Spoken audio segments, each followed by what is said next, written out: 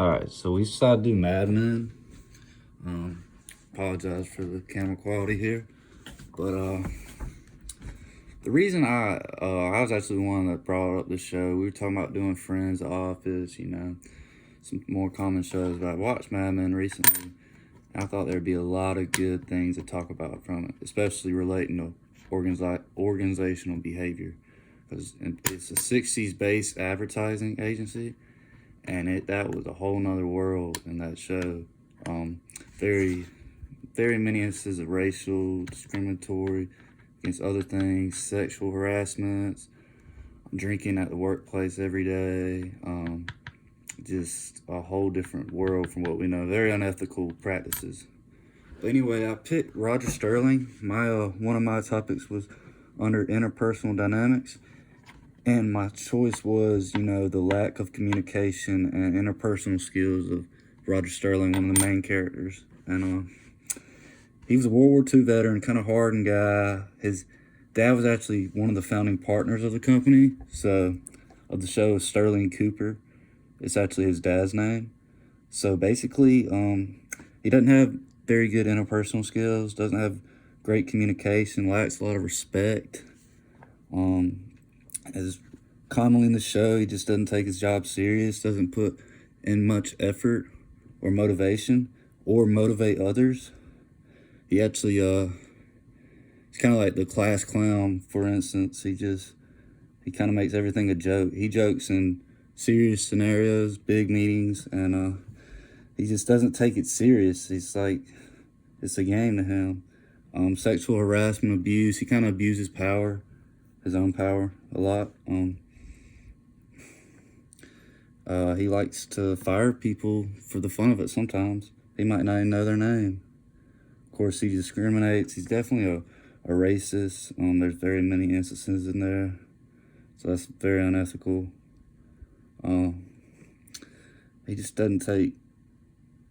For somebody in his position, he didn't earn it, and it shows. It reflects his character. And he doesn't strive to be a top contributor. He doesn't try to be a great boss, manager, etc. on that. There's not much diversity in the show anyway, so he's a womanizer for sure, and that's where the sexual harassment comes from, commonly. A lot of scenarios with that. And he makes some seriously uncalled for jokes. I'm going to show a clip in a second of one, but he just like, it's a game. He's more worried about women and getting drunk than doing his job being a big partner in the company. And one instance, he actually fires a few employees without even knowing their name. So, and not just that, he's almost a social loafer. Because like they'll have meetings and he's just kind of there. He's just kind of the name, one of the big names, but he doesn't do a whole lot, doesn't do many sales pitches or anything, trying to get more accounts. So it's kind of crazy. Here's a clip. They're gonna have a lawnmower in the office.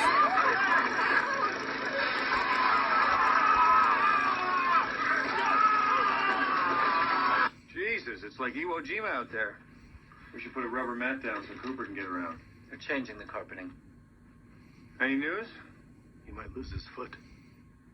Right when he got it in the door. That's an example of a joke he would make. He got his foot ran over, probably lost his foot, but he wanted to make a joke about Iwo Jima and getting his foot in the door right when it got cut off. But that's the reason I chose him. He has a lot of flaws. He has a lot of good. He's a good example of what not to strive for and being a leader and trying to motivate and have interpersonal skills and communicate. He usually just jokes and doesn't take stuff serious and talk about dinner and what they're doing when they get off work and this is too much work and he's done for the day. But thank you for your time. I'm sorry about the video and circumstances.